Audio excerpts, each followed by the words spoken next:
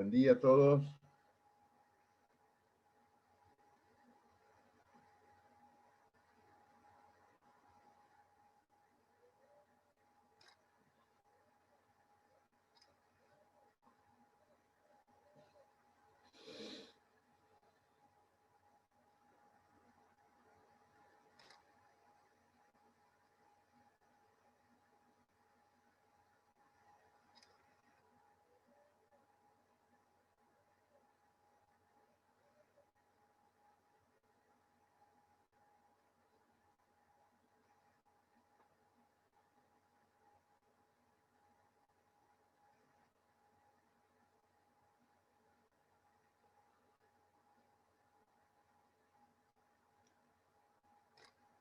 Vamos a esperar un minuto, dos, y vamos a arrancar.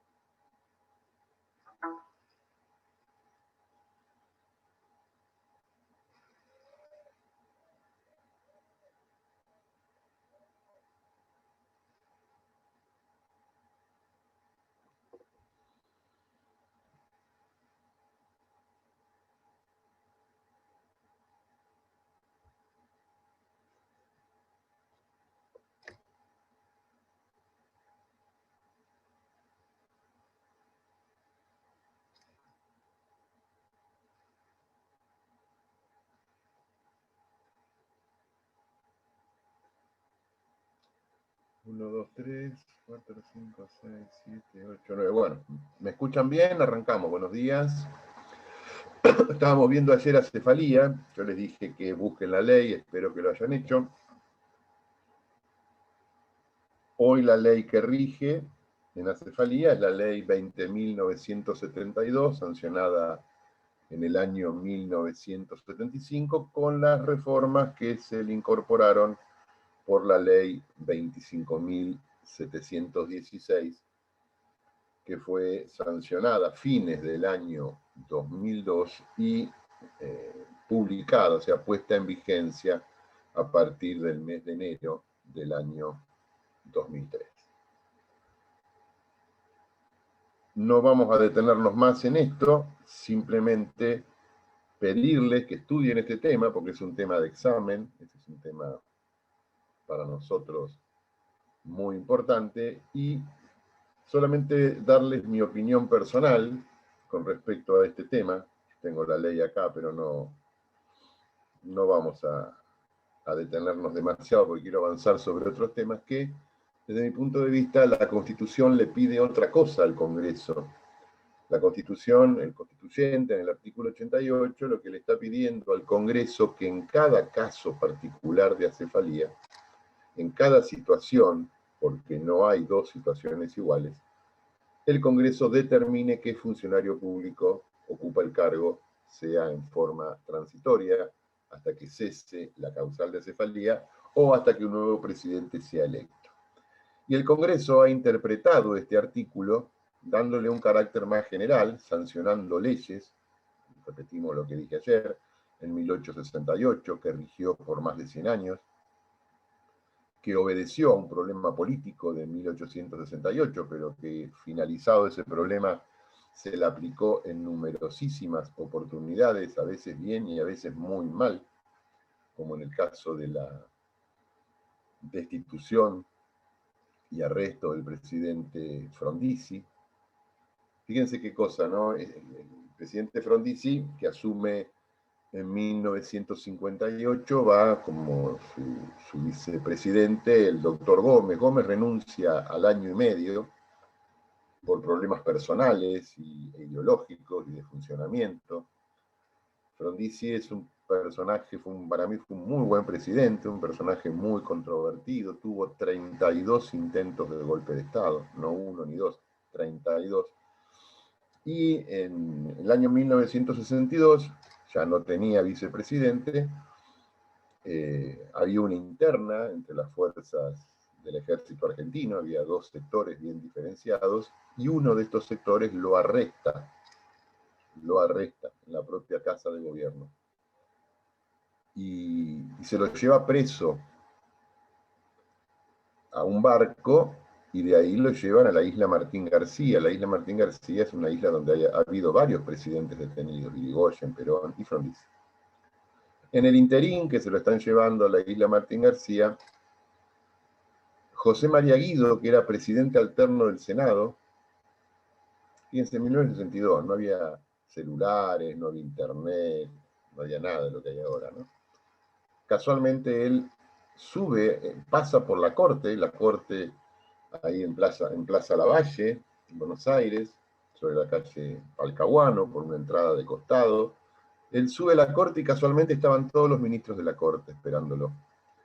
Y él presta juramento por el artículo 1 de la ley 252. Por eso que la caída de Frondizi no implica un gobierno militar al otro día, sino que hay un gobierno civil apoyado por otro sector de los militares. Y así transita la presidencia de José María Guido hasta el año 63, que hay elecciones y gana Ilia. Fíjense qué disparate, porque el presidente Frondizi no fue destituido por el Congreso, no renunció, no tenía causal transitoria de ausencia de la capital o enfermedad, no se le hizo juicio político, nada, fue un presidente que el ejército, un sector de las Fuerzas Armadas lo metió preso y va a un senador, presidente alterno de la Cámara de Senadores, ante la Corte y le pide a la Corte que le tome juramento en función de lo que decía la ley de acefalía de ese momento. Y la Corte le toma juramento en forma cómplice, indudablemente. Y se usó la ley 252 para esto, que fue la verdad analizado desde el punto de vista histórico, es una vergüenza en cuanto al funcionamiento de la Corte, por lo menos en ese momento, ¿no? En la década del 60. O sea que esta ley 262 tuvo diversas aplicaciones, buenas y malas, y fue reemplazada, como decíamos ayer, por la ley 20.972 en un momento muy crítico, en julio del año 75.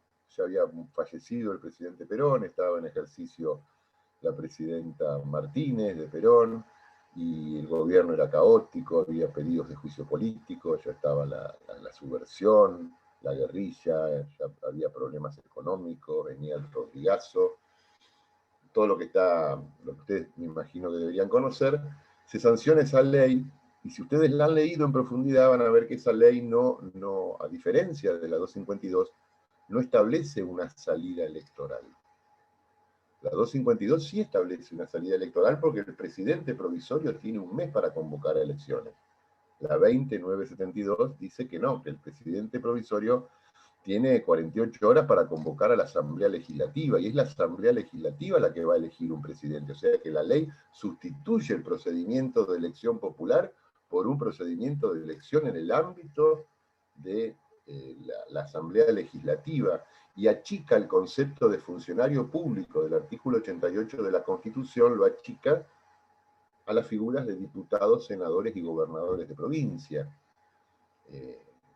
O sea que politiza mucho la cuestión. Era un momento muy particular de la Argentina, 1975, el oficialismo tenía mayoría en ambas cámaras. Desde el punto de vista legislativo tenían amplia libertad para votar la ley que quisieran votar, y esta ley evitaba los procesos electorales, casualmente porque los procesos electorales seguramente no le hubieran sido favorables al gobierno de aquel entonces. Entonces elegía al presidente. Bueno, no se llegó a aplicar esta ley que se sancionó en 1975 ante la eventualidad de la vacancia del Poder Ejecutivo por la renuncia o destitución de la presidenta de ese momento. No se llegó a aplicar, lamentablemente, ¿no? Porque vino el golpe de Estado. Pero sí se aplicó en el 2001, con las modificaciones. Después del 2001 se hicieron las modificaciones. Se aplicó ante la renuncia de la Rúa, la aparición de Rodríguez Sá, la renuncia de Rodríguez Sá a los 7 días, la aparición de Duhalde, que era senador nacional, la Asamblea Legislativa lo convalida, y bueno, y se aplicó. Fíjense que se aplicó 26 años después para algo que no fue sancionado, porque se sancionó en 1975 para tratar de solucionar la vacancia que podría haber ocurrido en 1975, y se terminó aplicando 25 años después, como decíamos ayer. Guarden medicamento 25 años en la heladera y tómenselo para otra dolencia. Bueno, generó estos problemas que hubo en la Argentina, y un año después, fines del 2002, ya convocadas las elecciones del 2003, ante la eventualidad de que pudiera ganar un candidato que estaba inhabilitado para asumir el poder ejecutivo en los tiempos que la ley electoral marcaba, se le dio la pequeña modificación a esta ley, que me imagino que ustedes habrán leído. Y si no la hicieron, se los dejo con la incógnita. Bueno, vamos a seguir con el poder ejecutivo. No vamos a hablar más de elecciones. Ustedes ya ayer vimos también los sistemas de elección del presidente y los sistemas electorales que han habido en la Argentina. Les dejo el tema también para estudiar. Y vamos a centrarnos en el artículo 99 de la Constitución, que es el artículo de las atribuciones del Poder Ejecutivo. Y acá cabe hacer una primera aclaración. La Constitución, vimos en anteriores clases, desde el inicio lo venimos viendo, la Constitución es la consecuencia de la reunión del Congreso General Constituyente, que representa a las provincias que son parte de este territorio, y en ese Congreso las provincias le ceden competencias y funciones a esta nueva persona que se crea, que es el Estado federal. Todo lo que las provincias, por eso cuando vimos el federalismo, dijimos, bueno, tenemos un federalismo de delegación, porque las provincias le delegan al Estado federal una serie de atribuciones. Y las que no le delegan, la delegación es expresa en el texto de la Constitución, y las que no son delegadas no existen. La Constitución se arma y entre dos de sus poderes, poder legislativo y poder ejecutivo, tenemos una diferenciación en cuanto a las atribuciones que van a ejercer cada uno de ellos.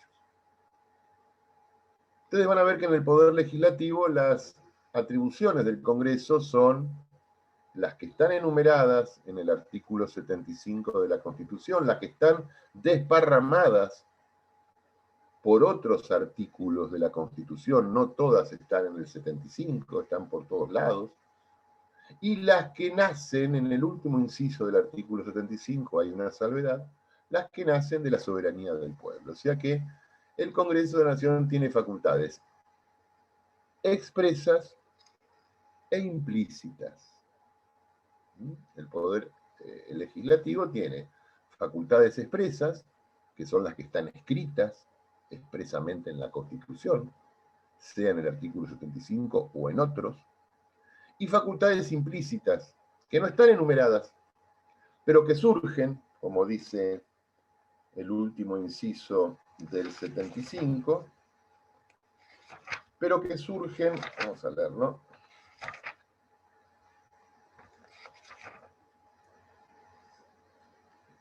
inciso 32. Le corresponde al Congreso, inciso 32 del artículo 75. Hacer todas las leyes y reglamentos que sean convenientes para poner en ejercicio los poderes antecedentes y todos los otros concedidos por la presente Constitución al gobierno de la Nación Argentina. O sea que el Congreso puede hacer lo que la Constitución expresamente le establece como facultades y todo aquello que sea conveniente para poner en ejercicio los poderes antecedentes. Fíjense que hoy se va a reunir el Congreso, hoy en esta semana, va a tratar diferentes temas, el impuesto a la riqueza, la ley de incendios de bosques, seguramente el Poder Ejecutivo manda el proyecto de ley de aborto, y si ustedes leen las atribuciones del Congreso, no van a ver que hay atribuciones específicas para reglamentar el aborto. No está. ¿De dónde surge? Del inciso 32. Atribuciones específicas para sancionar una ley de fuego terrible con la que van a sancionar, bueno, no importa, pero no está expresamente. ¿De dónde surge? Del inciso 32, que son los poderes implícitos del Congreso, que puede hacer un montón de cosas que surjan, en definitiva, de los artículos anteriores para poner en ejercicio los poderes establecidos en la Constitución. Pero eso es el poder legislativo. Cuando vamos al Poder Ejecutivo, esto no es así. Esto no es así. Digo, no debería ser así. Yo pienso que no debería ser así. La pregunta es, ¿tiene el Poder Ejecutivo poderes implícitos? Mi respuesta es que no. Mi respuesta es que no. La respuesta de la Constitución casualmente coincide conmigo. No. Pero la práctica nos dice que hay muchos momentos, en muchos casos, en muchas situaciones, donde el Poder Ejecutivo ejecuta ciertos actos que no están dentro del marco de su propia competencia. Después podrán venir los límites de control, tanto administrativo como jurisdiccional. Pero el artículo 99, que es en el único lugar donde vamos a encontrar las atribuciones del Poder Ejecutivo, en otro lugar también las vamos a encontrar en el artículo 23 del estado de sitio, cuando le da la capacidad de arrestar y trasladar.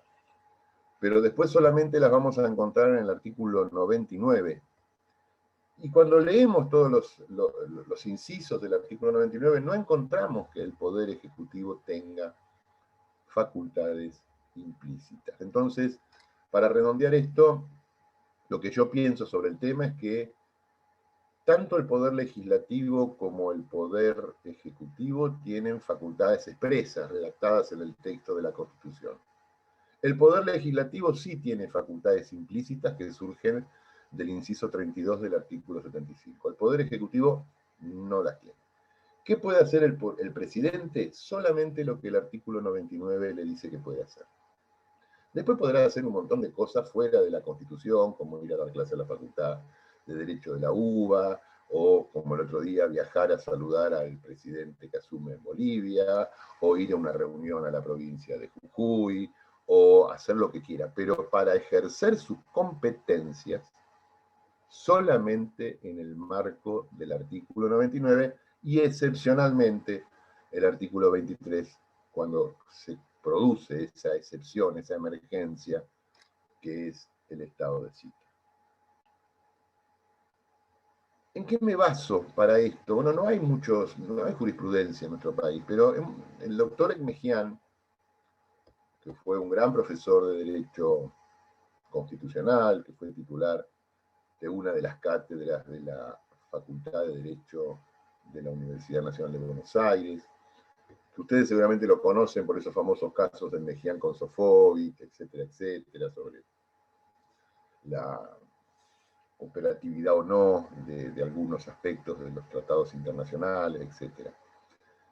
Mejián en su tratado de Derecho Constitucional cita, cuando habla de este tema, un único antecedente jurisprudencial, que inclusive no es de nuestra corte, sino de la Corte de los Estados Unidos, no me acuerdo el nombre, pero les comento la situación. En el medio del inicio de la Segunda Guerra Mundial para los Estados Unidos, el presidente Roosevelt, cuando declara la guerra al Imperio del Japón primero, se ve en la necesidad de todo el país entraba en guerra, de financiar la adquisición de materiales para la construcción de barcos, aviones, tanques, balas, todo eso. Entonces convoca a las acerías, Estados Unidos es una potencia en cuanto a la producción de acero, convoca a las acerías más importantes y les pide que coticen para venderle acero a la industria de guerra americana para la construcción de los barcos, de los tanques, de los aviones, etc. Las empresas del acero le pasan precios desorbitantes. Como si fuera en Argentina, más o menos igual. Le pasan precios desorbitantes. ¿Y qué hace el gobierno de Estados Unidos? Intervienen las empresas productoras de acero, interviene con funcionarios en sus directorios por la emergencia de la guerra y determina el precio frente al cual el gobierno federal le va a comprar a esas empresas intervenidas el acero. Bueno, un escándalo tapado por la guerra, pero un escándalo. Terminada, bueno, por supuesto, las empresas o los accionistas desplazados o los directores desplazados recurren a la justicia, y el juicio se dilata y esto se resuelve después de haber finalizado la Segunda Guerra Mundial. ¿Y qué resolvió la Corte Federal Americana? ¿Quién tuvo razón? ¿El Poder Ejecutivo, que incautó, que se apropió indebidamente de los procesos de producción, o las empresas que querían pasarle un precio exorbitante? ¿Qué dijo la Corte? La Corte Americana dijo que el Poder Ejecutivo Federal, ni aún en épocas de guerra, tiene facultades de incautación, tiene más facultades que las... Lo que dijo es que ni aún en épocas extraordinarias tiene más atribuciones que las que le da la Constitución. Ese fallo no lo tenemos en nuestra Corte, nunca ha llegado un caso así. ¿Eso qué quiere decir? Que en la Constitución americana las atribuciones del Poder Ejecutivo son expresas, son las que están en el texto. Habían querido decir, bueno, había facultades implícitas que surgían de un estado de emergencia. Bueno, la Corte dijo que no, ni aún en estado de emergencia, ni aún en estado de emergencia, el presidente tiene más atribuciones que las que la Constitución les dio. Fíjense que eran atribuciones de incautar, de apropiarse, de marcar precios, en una situación grave, gravísima, desde el punto de vista del ejercicio de la soberanía nacional, y ni aún así la Corte le dijo al presidente de Estados Unidos que podía hacerlo. Le dice, señor, usted no puede hacer, usted lo único que puede hacer es lo que está en la Constitución. ¿Esto quiere decir? Que no hay facultades implícitas. Bueno, nuestro sistema está muy discutido. Hay muchos, la Constitución no dice nada, pero hay muchos profesores que opinan una cosa y otro tanto de profesores que opinan otra. Yo soy de los que opino que no hay facultades implícitas, que el presidente no tiene más atribuciones que las que le establece la propia Constitución, con los límites administrativos que tiene que haber, con los controles jurisdiccionales y parlamentarios que deben existir. El presidente no tiene más atribuciones que las que le da la Constitución. Punto con esto. Ahora vamos a ver qué puede hacer nuestro presidente, qué puede hacer el presidente argentino, no este en particular. No se focalicen cuando hablo de un personaje u otro. Vamos a ver qué puede hacer el presidente argentino. Ustedes saben, porque lo vimos en las primeras clases de este tema, que nuestro poder ejecutivo es unipersonal y que la misma figura del presidente se ejercen las atribuciones de jefe de Estado, de jefe de gobierno y de comandante en jefe de las Fuerzas Armadas. El otro día, cuando el presidente va a Bolivia, va como jefe de Estado, va en su rol de jefe de Estado. Cuando viene y tiene una reunión de gabinete y firma un decreto, lo hace como jefe de gobierno, como responsable de la administración pública. Y cuando homenajeó a las víctimas del hundimiento del submarino San Juan, lo hace como comandante en jefe de las Fuerzas Armadas. Pero bueno, es la misma persona que tiene tres roles al mismo tiempo.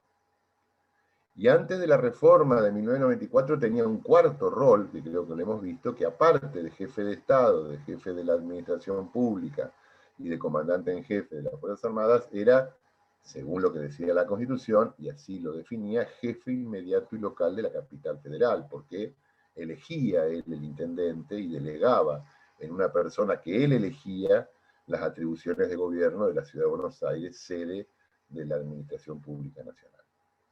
Esto se elimina en la reforma del 94. Entonces hoy tiene esta triple cara, es como una moneda de tres caras el presidente, ¿no? Una moneda de tres caras,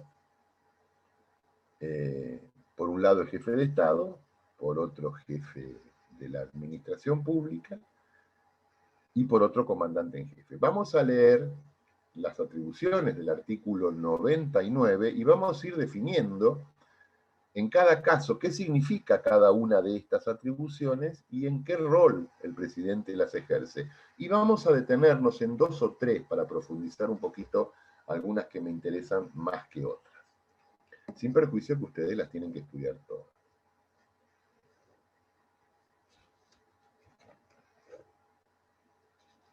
Inciso 1. El presidente de la Nación tiene las siguientes atribuciones. Inciso 1. Es el jefe supremo de la Nación,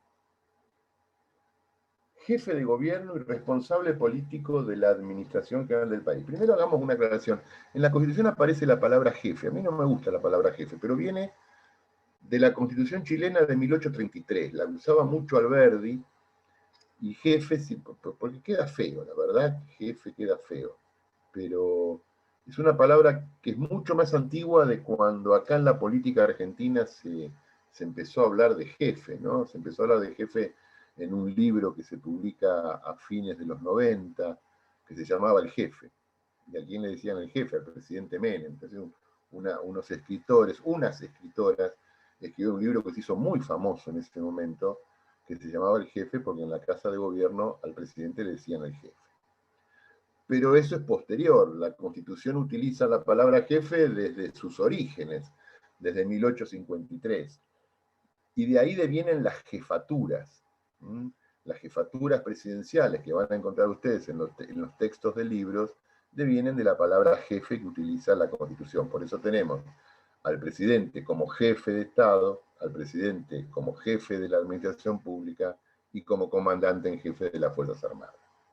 Entonces, el inciso 1 dice, es el jefe supremo de la nación, jefe de gobierno y responsable político de la administración general del país. Esto se incorpora en la reforma, esta última parte se incorpora en la reforma de 1994.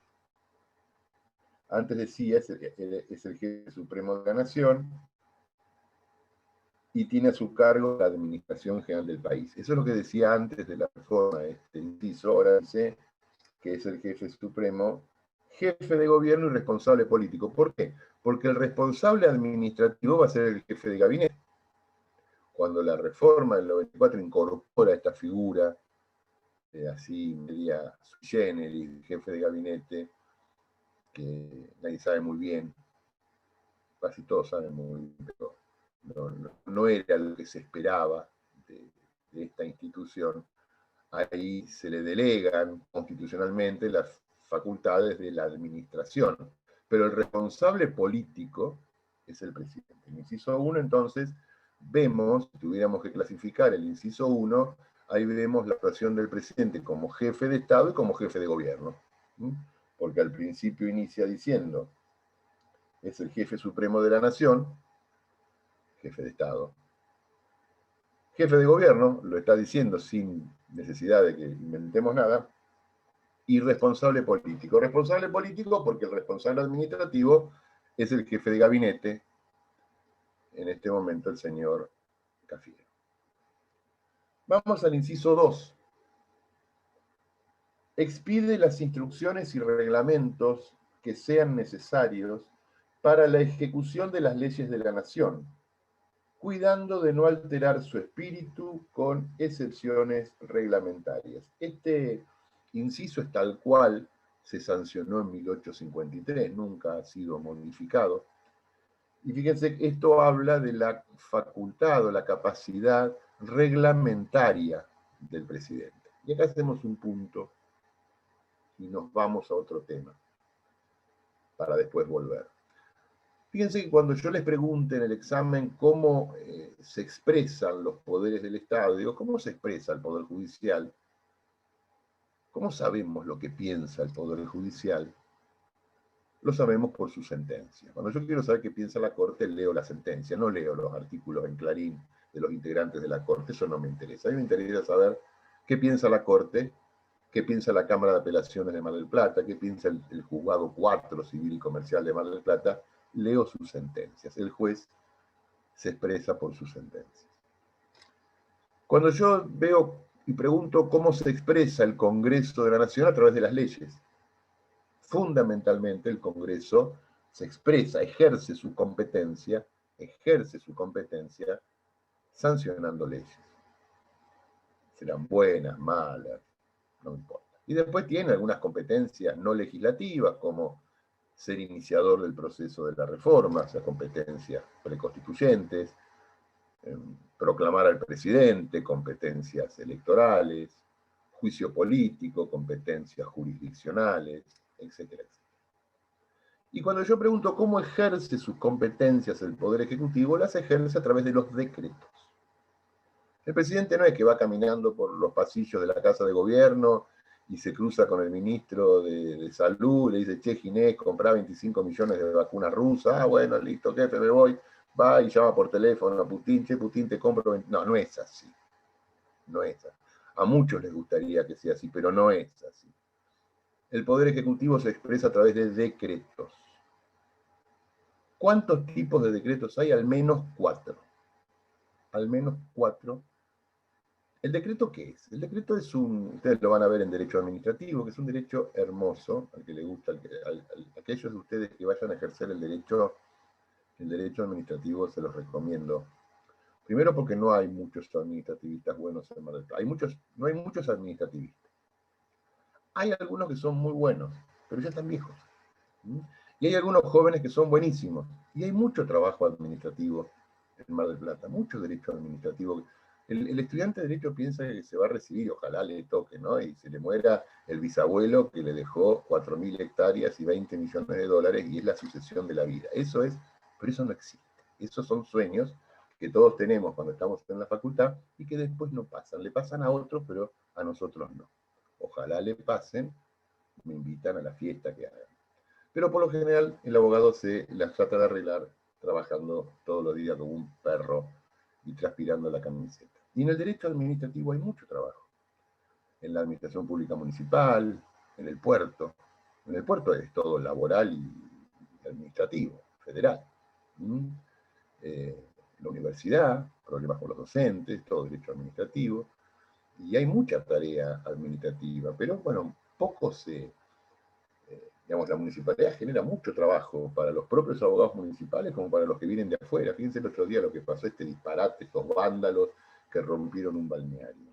Espero que no hayan estado ninguno de ustedes ahí. Bueno, eso, cuando este concesionario reclame, ¿qué va a reclamar? No pagar el canon de la concesión, porque le cambió la ecuación económica. Son reclamos y planteos administrativos que el municipio se defiende por otro lado. Hay mucho trabajo. Bueno, entonces en el derecho administrativo van a ver que es un decreto. Yo más o menos le digo, el decreto es un acto unilateral, porque no tiene contraparte, no es un contrato. No hay dos partes en el decreto, hay una, que es en este caso el que ejerce la competencia, el presidente. Es un acto unilateral con consecuencias jurídicas, porque tiene consecuencias jurídicas. Después van a ver si es complejo, medio complejo. Después van a ver un montón de variantes cuando estudian Derecho Administrativo, que es una materia muy, muy, muy linda. Pero lo que ya vamos a saber es que es un acto unilateral, un acto jurídico unilateral con consecuencias jurídicas. Y el presidente firma, si bien todos los decretos parecen iguales, en su contenido hay 4 tipos. Están los decretos reglamentarios, que son estos del inciso 2 del artículo 99, los decretos de necesidad de urgencia, que hubo un festival estos últimos meses, que son los del inciso 3 del artículo 99, los decretos autónomos y los decretos delegados.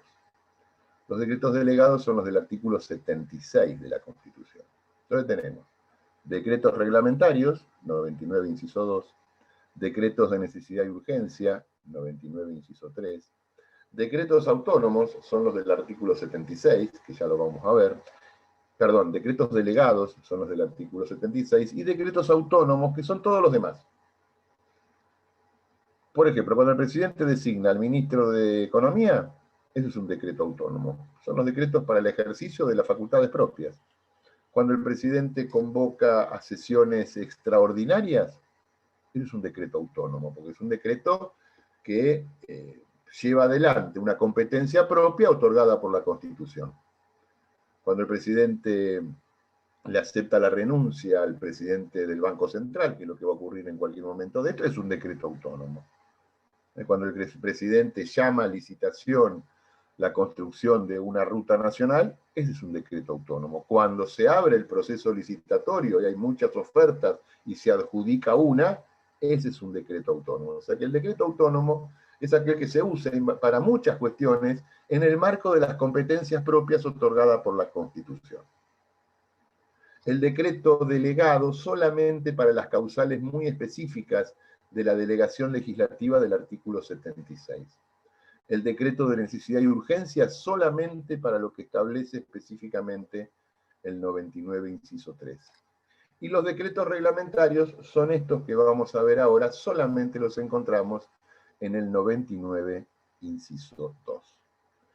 ¿Qué dice? Expide las instrucciones y reglamentos que sean necesarios para la ejecución de las leyes de la nación. O sea, instrucciones y reglamentos. Acá tenemos que hacer una interpretación gramatical, tenemos que traer estos términos del siglo XIX a hoy, siglo XX. Hoy, fíjense que ahora durante la pandemia apareció una frase nueva, yo no la conocía, debe ser porque estoy medio alejado, ¿no? Que son las decisiones administrativas. Ahora, el jefe de gabinete firma decisiones administrativas. Eso no está en la Constitución. ¿Qué firma? Son simples decretos. En el caso del jefe de gabinete, resoluciones, porque los ministros firman resoluciones. Entonces, como la palabra resolución queda fea, es mucho más pro decir decisión administrativa.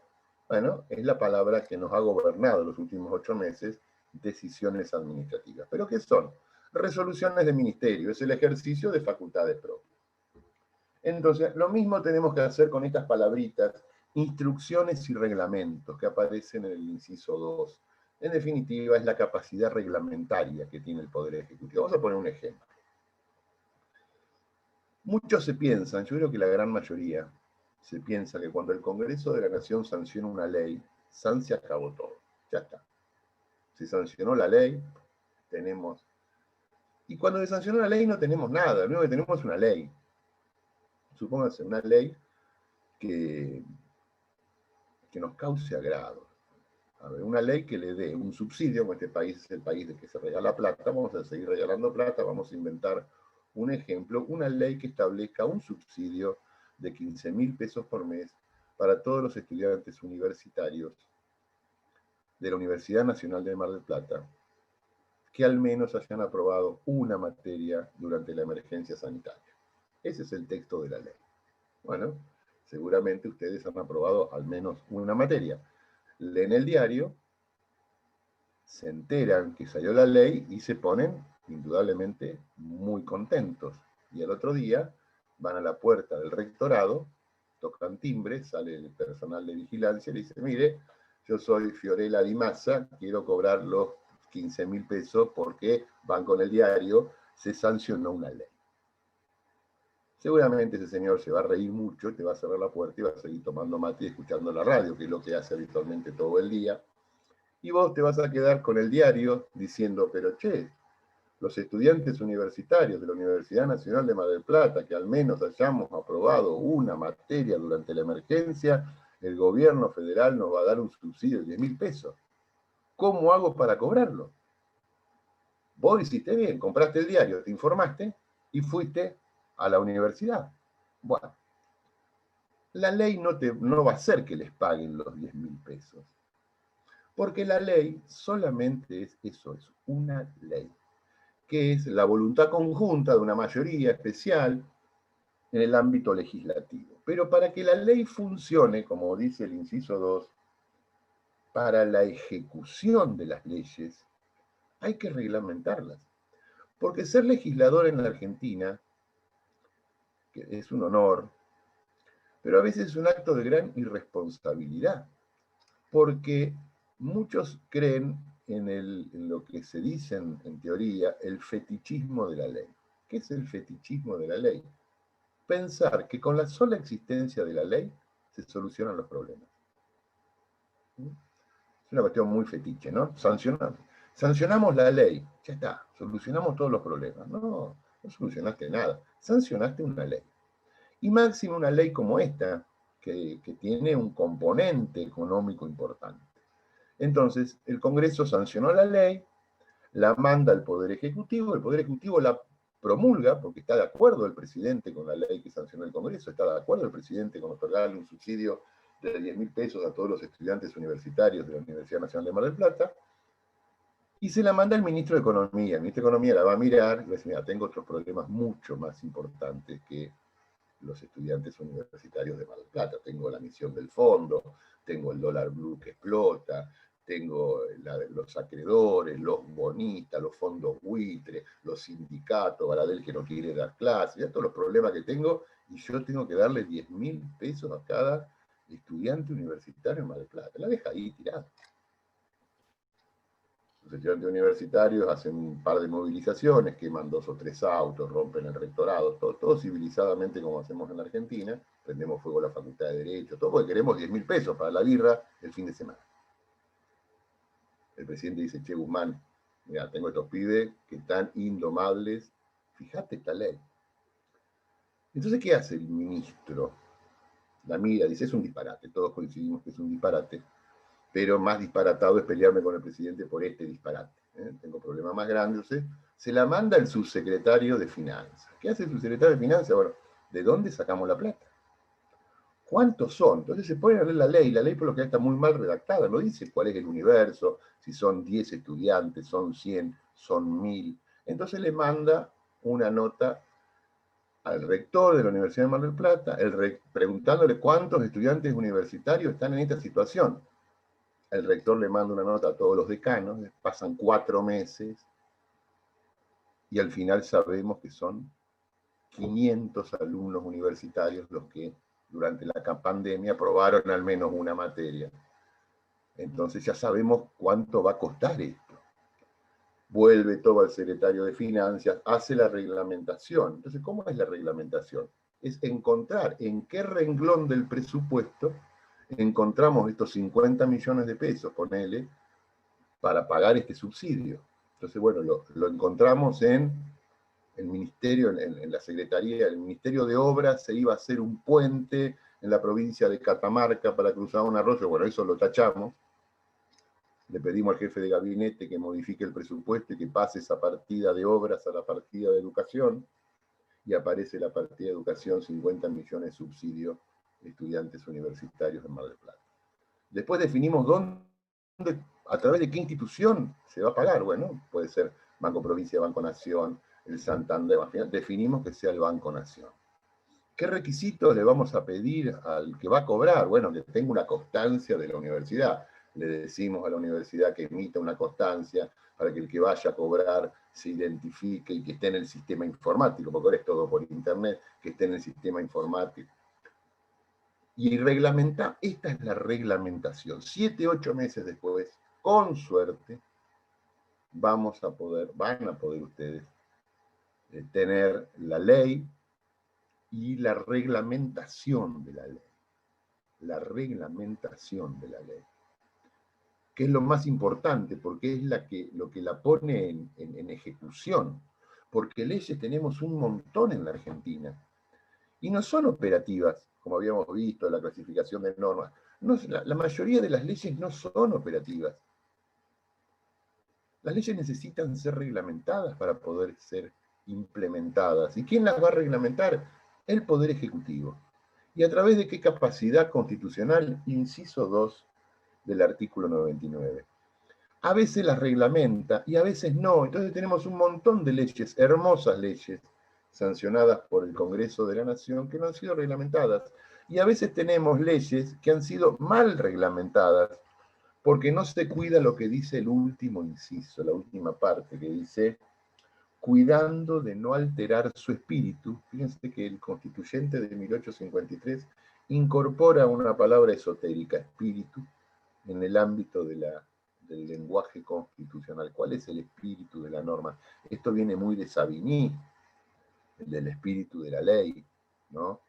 Del Volgeis, del espíritu del pueblo, o sea que la ley tiene un espíritu. ¿Qué es eso? La ideología o el contenido político, filosófico, etcétera, etcétera, que la ley puede tener. Bueno, esta ley de otorgarle un subsidio tiene un espíritu. ¿Cuál es? Bueno, es que el chico universitario no abandone sus estudios. Bueno, yo por ese lado hasta podría justificarlo, que no abandone, le dé un incentivo, este flaco, quedate, cuidate, estudiá, y te doy un incentivo para que no me abandones la universidad o la escuela, etcétera, etcétera. ¿Puede haber un espíritu en esto? Sí, por supuesto que puede haber. con excepciones reglamentarias. ¿Cuáles son las excepciones reglamentarias? Y acá entra mucho el artículo 28, son las que alteran el ejercicio del derecho. Porque puede ser que el ministro que reglamenta esto diga, bueno, la ley dice que tengo que otorgarle un subsidio al estudiante universitario. Entonces y hago la reglamentación y le pongo tantas trabas, los requisitos que tiene para acreditar haber dado una materia, que la ley me dice una materia durante la emergencia. Yo en la reglamentación digo que la materia tenía que haberse dado entre el 1 de abril y el 1 de junio, entonces ya achico y muchos van a quedar afuera. Y esa es una excepción reglamentaria. Después tendrá que venir uno a impugnarla por inconstitucional, porque los decretos reglamentarios son sometidos al control jurisdiccional. Entonces, bueno, el inciso 2 es un inciso fundamental, son los famosos decretos reglamentarios. Los decretos reglamentarios son los que... Sí. ¿Puedo hacer una consulta ahora que estaba viendo que había mucha gente contenta en redes sociales por el tema de la ley del cannabis? Sí, quería saber eso, porque yo la estuve leyendo y era del 2019 la ley. Sí. Perdón, de 2017 y se reformó en 2019. Es por esto que el tema de la reglamentación que ahora se... Desconozco, no transito por esos lugares, pero fíjate, buscala y tráela para la próxima clase, tráete el texto y tráete la reglamentación.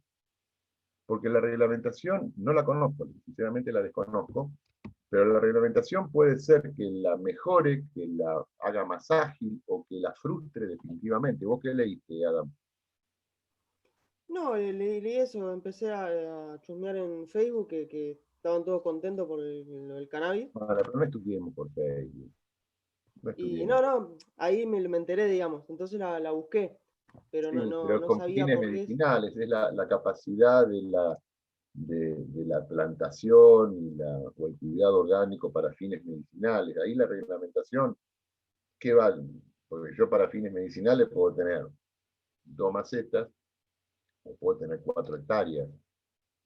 Entonces, bueno, ahí tengo que ver si la reglamentación me define qué son fines medicinales, son propios para los amigos, para el barrio, o para una farmacia. La reglamentación es muy sensible porque la reglamentación por lo general genera que una ley se aplique o no. Y genera que la ley sea buena o no. Cuando decimos qué buena ley es porque ha tenido una buena reglamentación y se puede ejecutar. Si no, las leyes son malas. Yo creo que no tuvimos tiempo para hablar, no sé si, no recuerdo si hablamos del artículo 28 del tema de no alterar la ley, pero porque la ley puede alterar el ejercicio de los propios derechos constitucionales y la reglamentación puede ser tan exhaustiva que la torna inaplicable. Supongamos volvamos al ejemplo, que el Congreso sanciona una ley que se le otorgue un subsidio a todos aquellos que al menos hayan aprobado una materia, pero el Poder Ejecutivo cuando la reglamenta dice, está bien, que al menos haya aprobado una materia con un 8 o un 9 o un 10. Eso no está en la ley. Puede estar en el reglamento y te deja fuera a la mayoría. Esa es una excepción reglamentaria. Por eso la ley tiene que ser muy cuidadosa cuando reglamenta. Y ese que está golpeando la puerta es uno de mis nietos, si escuchan el ruido. La ley tiene que ser muy cuidadosa cuando reglamenta y no generar excepciones. Bueno, la reglamentación es 8, 9 o 10. Eso no está en la ley. Pero ¿quién va a poder ir a hacer la observación? El que se sacó 7, 6, 5, 4. Ahí esa persona es la que va a poder llevar adelante algún planteo, a no ser que políticamente se trate de revertir. Lo que yo te planteo, Adam, para la próxima, traete, si querés la ley con las modificaciones, la leemos o me la pasás por WhatsApp, porque no, la verdad que no leí el texto. Y fíjate si encontrás la reglamentación de esto. Bueno, siendo 9 menos 10, paramos, voy a tratar de la bestia que se ordene un poquito y me desayuno por segunda vez en la mañana y volvemos en 10 minutos.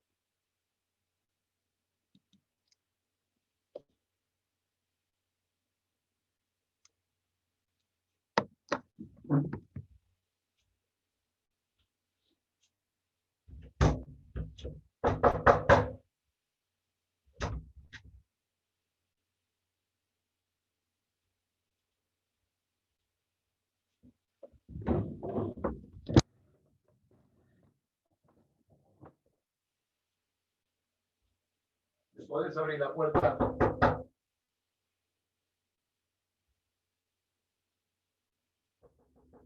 Abrime la puerta. Encerró. No, me encerraste. Me encerraste. Y te reí. Bueno, acá la voy a tirar.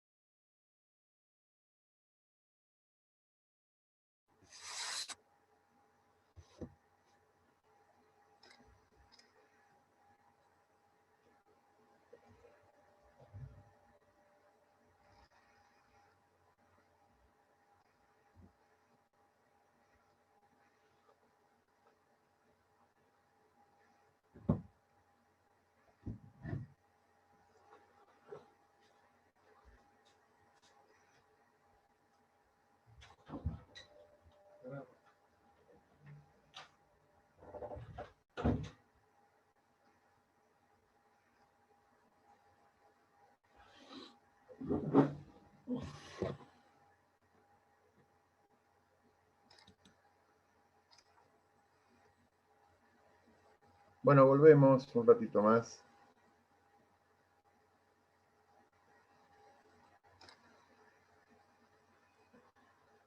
Tengo 4 nietos y vienen indistintamente a dormir. Dejé el micrófono abierto, lo que gritan. Pero bueno, en cada casa pasan esas cosas. 4. Espero que paren un poquito. Vamos a ver el inciso 3. Bueno, ese no lo vamos a ver, ese lo vamos a dejar para una clase especial, porque es el famoso inciso de los decretos de necesidad de urgencia, de la capacidad o de la facultad legislativa del presidente. Este es un tema muy discutido, lo hemos visto con mucho material dando vuelta. Este inciso se agrega, se constitucionaliza en la reforma de 1994. Ustedes lo van a leer y yo en la próxima clase vamos a dedicarle una clase entera al inciso 3. Tiene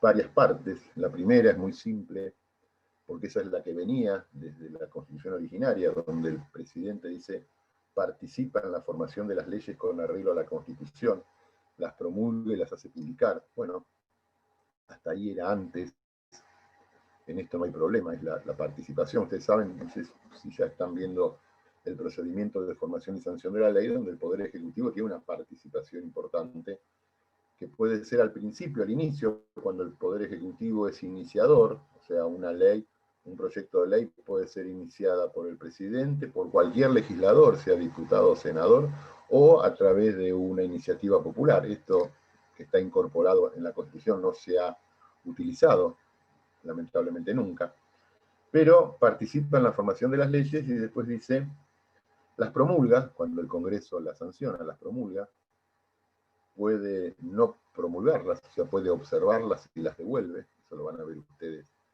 en el ámbito del Poder Legislativo, y las hace publicar. La publicación es esencial porque hace la publicidad al conocimiento. La ley se reputa, es una cosa que de orden general, se reputa conocida por todos una vez que está publicada, pero nosotros no tenemos la habitualidad de leer el boletín oficial, o sea, como Fiorella nos enteramos del subsidio por el diario. Y los diarios publican las cosas que son noticias, pero aquellos que yo no lo tengo, nunca lo tuve ni lo voy a tener, la costumbre de leer el boletín oficial. Hay mucha gente que se levanta a las 6 de la mañana, 7, y lo primero que hace antes de tomar mate es entra a la página del boletín oficial y lee todas las publicaciones. En el boletín oficial se publican las promulgaciones de leyes y después todas las resoluciones ministeriales, ministerio por ministerio, y dentro de cada ministerio se puede entrar a ver las disposiciones específicas de cada ministerio. O sea que uno tiene hoy toda la información. Y esto hace un sistema republicano que es el acceso a la información. Eso está muy bueno. Pero vamos a pasarlo de largo el inciso 3. Lo vamos a ver después. Vamos al inciso 4. Esto es interesante, tiene que ver con el funcionamiento, y en un tema también candente, ¿no?, del Poder Ejecutivo con respecto a la designación de miembros del Poder Judicial. Y dice: nombra a los magistrados de la Corte con acuerdo del Senado por 2/3 de sus miembros presentes en sesión pública convocada al efecto. Primer párrafo, después vamos a volver en específico. Segundo párrafo, nombra a los demás jueces de los tribunales federales inferiores en base a una propuesta vinculante interna del Consejo de la Magistratura con acuerdo del Senado en sesión pública en la que se tendrá en cuenta la idoneidad de los candidatos. Tercer párrafo. Un nuevo nombramiento precedido de igual acuerdo será necesario para mantener en el cargo a cualquiera de estos magistrados una vez que cumplan la edad de 75 años. Esto es caso Fay. Todos los nombramientos de magistrados cuya edad sea la indicada o mayor se harán por 5 años y podrán ser repetidos indefinidamente por el mismo trámite. Bueno, lo primero que tenemos que ver, este inciso 4, el presidente lo ejerce como jefe de gobierno. Igual que el inciso 2, que creo que no lo dijimos. Lo hace como jefe de gobierno. Pero acá tiene que ver, hay una escala en cuanto a cómo participa el Poder Ejecutivo en el procedimiento de designación de los jueces. Y acá está todo este tema de la Corte, el caso Castelli, estos 3 camaristas que, bueno, que se dictaminó Ustedes saben que en la justicia federal hoy hay alrededor de 900 cargos, entre jueces, camaristas y los ministros de la Corte. Digamos, en cargos judiciales federales hay alrededor de 900. Pero un tercio, casi 300, 290 y pico, están vacantes. Parece mentira. Hay casi 300 cargos judiciales vacantes, de jueces, camaristas, secretarios, integrantes de órganos colegiados, vacantes. Creo que acá hay un par de juzgados federales, o uno al menos, que está vacante. Pero bueno, pero por cuestión de reparto, cuando se reparten las causas siguen yendo a los juzgados vacantes. Entonces la justicia ha inventado en la Argentina, bueno, la Argentina es una máquina de inventar no solamente el dulce de leche y la viromia del colectivo, sino los jueces suplentes. Y esta es la discusión del caso Bruglia, Castelli, estos tres, que en un país normal, no sé si ustedes están al tanto, espero que estén al tanto de lo que estoy hablando, yo estoy de acuerdo con que los separen del cargo. Porque se rompe el principio del juez natural del artículo 18. Porque el juez concursa para el juzgado 4. Hay una vacante en el juzgado 4 de San Luis. El juez concursa para una vacante del juzgado 4 en San Luis y concursa con 20 o 30 candidatos más y gana, y tiene que asumir como juez del juzgado 4, pero después la Cámara de San Luis tiene una vacante, entonces para cubrirla lo designan al que ganó el concurso del juzgado 4, lo designan en la Cámara, sin concurso, hasta que se haga el concurso. Y después el juez falla. Los tres jueces, uno votó una cosa, otro otra, y este que llegó nuevo falla y resuelve un caso. Y la pregunta es, ¿se cumple el principio del juez natural? Y yo tengo mis serias dudas. Lo que pasa es que estos tres jueces justos eran los que tenían las causas de corrupción de la expresidenta. Justo eran estos tres. Entonces, cuando la política se mezcla, todo queda enchastrado. Pero se los digo a ustedes porque lo he dicho públicamente. Si no estuviéramos justo en la discusión, primero que estos jueces están cubriendo cargos para los cuales no concursaron desde hace muchos años, y la Corte en una acordada los convalidó. Porque la Corte no es ajena a esto, la Corte vio que había centenares de jueces que estaban ocupando cargos para los cuales no concursaron. Entonces hubo una acordada hace unos años, y esta misma Corte los convalidó. Y ahora esta misma Corte los mantiene diciendo deberían volver, pero los mantenemos hasta que se llame el concurso. Y un concurso de 300 jueces no se hace ni en un día, ni en dos, ni en un año, ni en dos, ni en tres, ni en 5 años. Pero bueno, esta es la situación actual de estos jueces. Y quería que supieran mi posición. Entonces, el presidente aplica el inciso 4 como jefe de gobierno. Y como jefe de gobierno participa en el nombramiento de los magistrados de la Corte. Esto también fue reformado en el año 94. Hoy tenemos un buen sistema de nombramiento de ministros de la Corte, un muy buen sistema de nombramiento de ministros de la Corte, con una etapa previa de impugnación, de publicación de datos, de antecedentes de cada candidato a ocupar un cargo en la Corte. ¿Y cómo se designa un juez de la Corte? Primero, con acuerdo del Senado. Es un acto conjunto. La pregunta es, ¿quién designa, el presidente o el Senado? Yo no tengo duda que el que designa al juez de la Corte es el presidente, pero no lo hace solo en este concepto del control y de marcar los límites, no lo hace solo. Mi decisión como presidente tiene que contar con el acuerdo. ¿Qué es el acuerdo? ¿Una formalidad o una decisión política del Senado?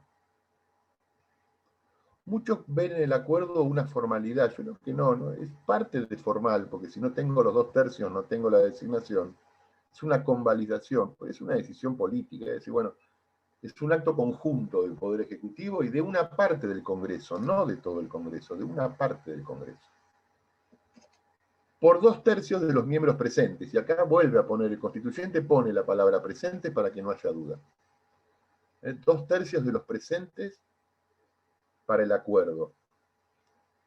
Pero este acuerdo no puede darse como se daba antes de la reforma. Por lo general, antes de la reforma, por eso dice en sesión pública, antes el Congreso tenía 2 modalidades, ahora también las tiene, pero no están reglamentadas solamente en los reglamentos internos de cada Cámara, que son las famosas sesiones secretas. ¿Hay sesiones secretas? Por supuesto que hay. ¿Cuál es una sesión secreta? Algunos piensan que hay leyes secretas. La Argentina tiene un montón de leyes secretas, que las vamos a conocer dentro de 10, 15 años. Por ahí ahora conozcamos alguna de hace 15 o 20 años. Las leyes que designan a los espías, las leyes que atribuyen presupuesto para cuestiones militares. ¿Por qué? Bueno, ahora las cosas están más diluidas, pero en la Argentina de otros momentos, si la Argentina iba a comprar un portaavión, 3 submarinos, 4 tanques, ¿por qué se tenían que enterar los vecinos? Entonces la ley secreta generaba, igual que en todos los congresos del mundo hay leyes secretas. No es que no se escriban, son escritas, pero no adquieren publicidad. Y se registran en un libro especial de leyes secretas y se les determina, bueno, esta ley en 20 años podrá ser publicada. Hay mucha legislación, o había en alguna otra época, ahora también en los países que están en conflicto permanente hay muchas leyes secretas. Antes, y la ley secreta se votaba en las sesiones secretas. ¿Y cuáles son las sesiones secretas? Aquellas que no entra el público, que no entran los periodistas. Que se toma la versión republicana. ¿Eso no atenta con la forma republicana? Me preguntan, no atenta. No atenta contra la forma republicana porque la ley se escribe, se redacta, se publica en un libro y se establece el momento de su publicidad, pero pretende defender intereses superiores de la nación. La Argentina no tiene hipótesis de conflicto, pero tuvo en otra época. Supongamos que teníamos hipótesis de conflicto con la República de Chile, hipótesis de conflicto con la República de Brasil, y la Argentina, para paliar las hipótesis de conflicto, tenía partidas presupuestarias secretas que generaban la compra de material bélico, y eso no se ponía en la ley de presupuesto, porque el país con el cual podíamos tener una hipótesis de conflicto ya iba a ver dónde se destinaban los recursos. Entonces, bueno, es el juego de la diplomacia, a veces bien entendido, a veces mal entendido. Las partidas, las asignaciones, lo que pasa es que en la Argentina, lamentablemente, hablar de cosas serias, las asignaciones para la inteligencia, o sea, para saber qué hacen los otros, son secretas. Pasa que en la Argentina en los diarios te publican la lista de los espías, entonces es muy difícil, ¿no? Pero, y tenemos todo este tema de los atentados. La Argentina sufrió 3 atentados muy graves. La Embajada de Israel, la AMIA y la muerte del fiscal Nisman, ¿no? Que pueden ser catalogados como atentados internacionales. Entonces, todas las acciones preventivas que se tomen para tratar de investigar o evitar que haya nuevo, o ahora lo que pasó ayer, que por ahí es algo, por ahí no es nada, en la Triple Frontera, que es un lugar de los más calientes del mundo, ¿no? Esa ciudad, ese lugar donde está la frontera de Argentina, Paraguay y Brasil, ¿no? Donde parece que un transportista paraguayo quería entrar en camiones, material explosivo. Bueno, todas las acciones preventivas no se publican. Entonces, atenta con el sistema republicano, yo entiendo que no. En la medida en que haya controles interórganos. Y dice la Constitución, a los jueces de la Corte se lo designa en sesión pública. ¿Por qué? Porque la designación de jueces, y a eso quería volver en la Argentina, durante mucho tiempo se hizo en sesión secreta. Entonces, cuando no existía el Consejo de la Magistratura, ¿no? Donde la designación era una designación política del juez,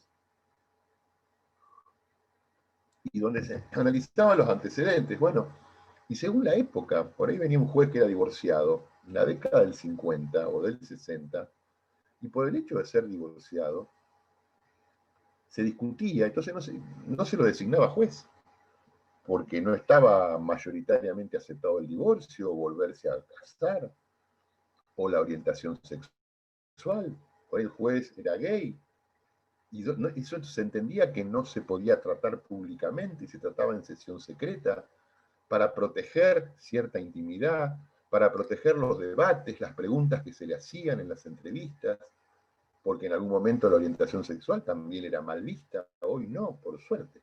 Pero en algún momento mucha gente no accedía a los cargos públicos por su ideología, por su religión, por su orientación sexual, por su gusto. Y bueno, entonces el constituyente creo que en el 94 con muy buen tino pone que a los jueces de la Corte se los designa en sesión pública, para que todos sepamos, por eso hay un periodo previo de debate y de impugnación. Hay muchos candidatos a jueces que falsifican los antecedentes, aunque les parezca mentir. Se han descubierto muchísimos tipos o tipas que quieren ser funcionarios públicos y que dicen que tienen un máster en tal cosa, un posgrado, y son mentiras. Y son mentiras. ¿Mm? Y eso se ha descubierto en las sesiones previas de oposición y de impugnación. Y hoy los diarios publican con anticipación quiénes son los candidatos que se anotaron para tal o cual examen. Y si yo veo que hay uno que es mi vecino y que yo sé que le pega a los chicos y que mata a los perros del barrio, y yo lo voy a denunciar. Y si sé que no se recibió y no tiene tal posgrado, lo voy a denunciar. Hoy hay una etapa muy importante y muy bueno, un procedimiento bastante bueno para la designación de los jueces. Y se hace en sesión pública. Hoy se evitó el secreto en la designación de los jueces, pero hasta el 94 era muy habitual que las sesiones secretas del Senado se tratara la designación de los jueces. Y convocada al efecto, otro agregado de la reforma del 94, cuando se reúne el Senado para prestar acuerdo para la Corte, solamente ese día va a tratar ese tema. Convocada al efecto. No es que entre 20 proyectos de ley está Juan Pérez, que va a ser integrante de la Corte y que pasa desapercibidamente. No. Entonces, procedimiento para la designación de jueces, los nombra el Poder Ejecutivo, porque es una facultad propia, con el acuerdo del Senado, hay que mantener los equilibrios. Y el Senado presta el acuerdo, es un acuerdo extraordinario, muy fuerte, 2/3 de los presentes, no es fácil conseguirlo, en sesión pública convocada al efecto. Segundo párrafo, nombra también el presidente a los demás jueces de los tribunales federales. Cuando sacamos la Corte, ¿qué queda? Las cámaras de apelación, los juzgados de primera instancia. Cámaras de apelación, juzgados, tribunales orales federales o casación federal. Pero esto ya cámaras para abajo, de la cámara para abajo, en base a una propuesta vinculante interna del Consejo de la Magistratura con acuerdo del Senado en sesión pública, en la que se tendrá en cuenta la idoneidad de los candidatos. Entonces ya ahora para designar un juez de cámara, un juez de primera instancia, se mete en el medio el Consejo de la Magistratura. Ustedes lo van a estudiar, creo que con la doctora Oxarango. A mí no me gusta el Consejo de la Magistratura. Pasa que lo vengo diciendo hace 30 años y recién ahora algunos están diciendo, bueno, hay 3 formas de designar los jueces. Hay 3 formas de designar los jueces. Por el mérito, que si funcionara bien estaría bárbaro el Consejo de la Magistratura, das un examen, lo aprobás. Por acuerdos políticos, como funcionó toda la vida, como funciona hoy en gran parte del mundo, por acuerdo político. O por elecciones, por elección popular. Hay 3 formas, no hay más. O sea, tenemos que cubrir el juzgado federal 1 en Mar del Plata, llamamos a elección, votan todos los marplatenses entre 2 abogados. ¿Cómo harían campaña esos abogados? No sé. ¿Quién les financiaría la campaña a esos abogados? No sé. Pero habría pasacalles, programa de televisión, calcamonía, actos. Imagínense una persona, yo quiero ser juez. ¿Cómo hace campaña? Bueno, elección popular, hay sistemas que no tanto para jueces, pero sí para fiscales, para representantes del Ministerio Público en algunos estados de Estados Unidos. Se cubren los cargos del Ministerio Público por elección popular. La meritocracia, Consejo de la Magistratura, estudiás, rendís un examen, lo ganás, pasás las pruebas, las entrevistas, las audiencias psicológicas, o por acuerdo político. Bueno, hay dos juzgados en Mar del Plata, juzgado federal 1 y 2, van al Senado, bueno, el peronismo se queda con uno, el radicalismo se queda con otro, como fue toda la vida, por acuerdos políticos. En Estados Unidos sí, hay dos cargos vacantes, uno para los republicanos, uno para los demócratas, acuerdos políticos, que ha funcionado bastante bien porque los partidos se cuidaban en algún momento de mandar buenos candidatos. Y había equilibrio, porque el Poder Judicial, aunque no les guste a nadie decirlo, es un poder político.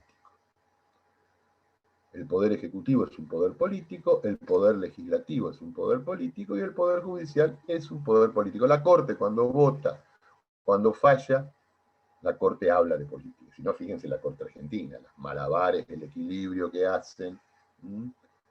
Entonces estamos frente a un poder político que decide, que controla, que a veces se abusa, que a veces hay que ponerle límite.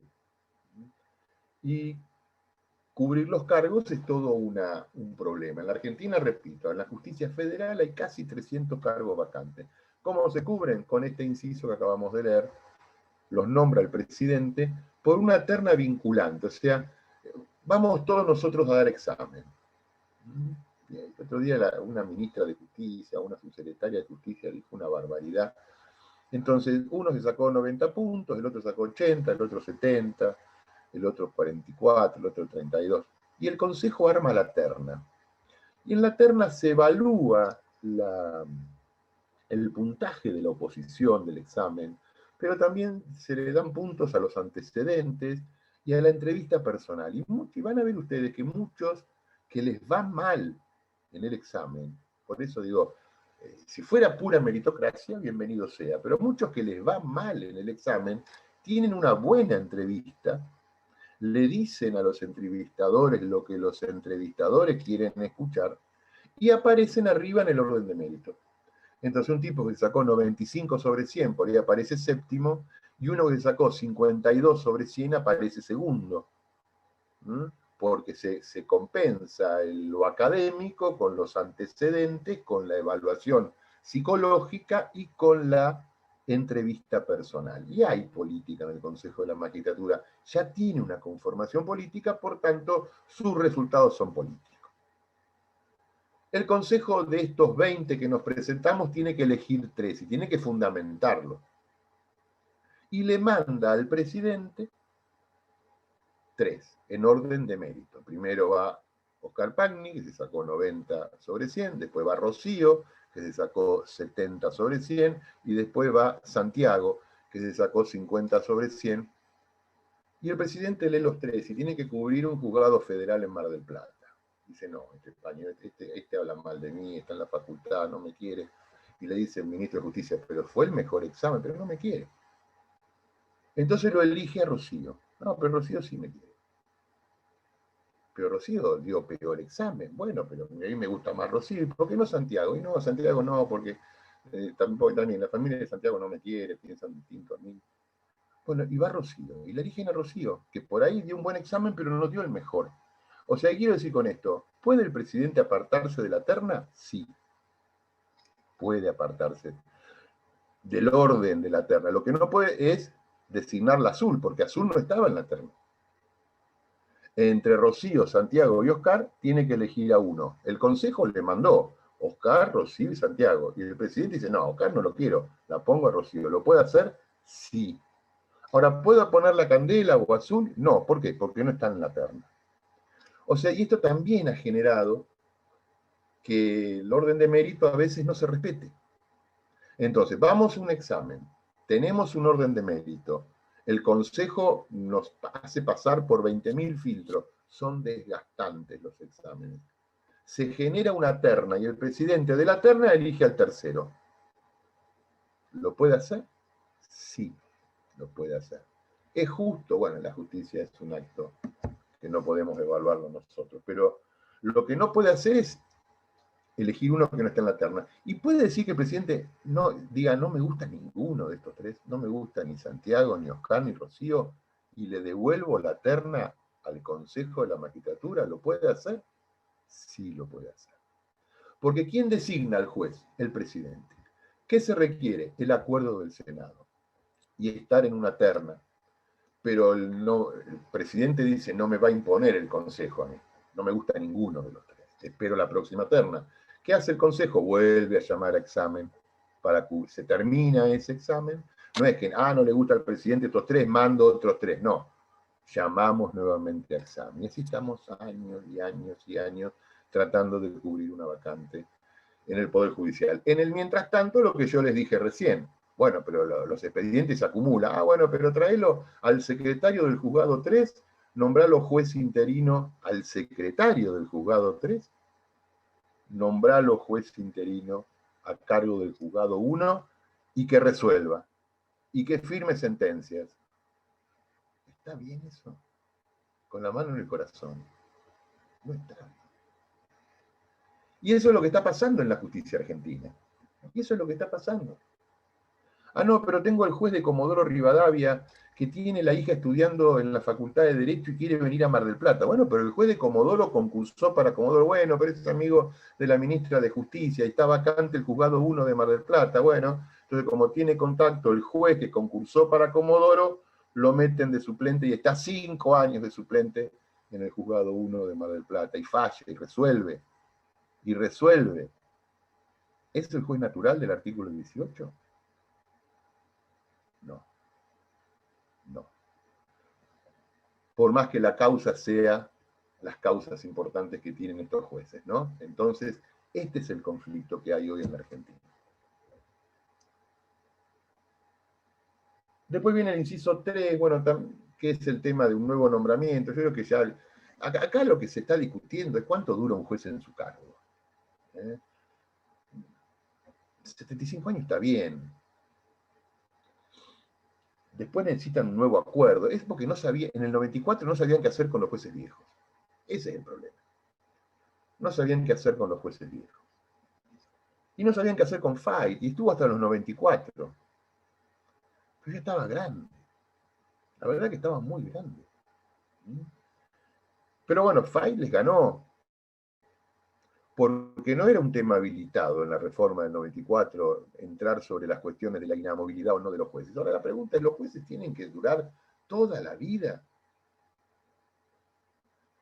Y esto lo van a discutir, creo que con, no sé, con García Arena, y discútanlo.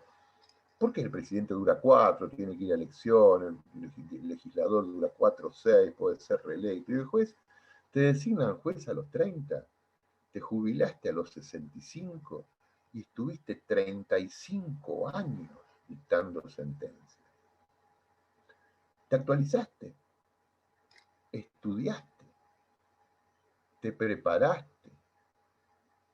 Yo qué sé. Nadie los controla. Porque por más que no se actualice, ¿qué tiene? ¿La Cámara lo puede sancionar? ¿El Consejo de la Magistratura lo puede sancionar por no estudiar?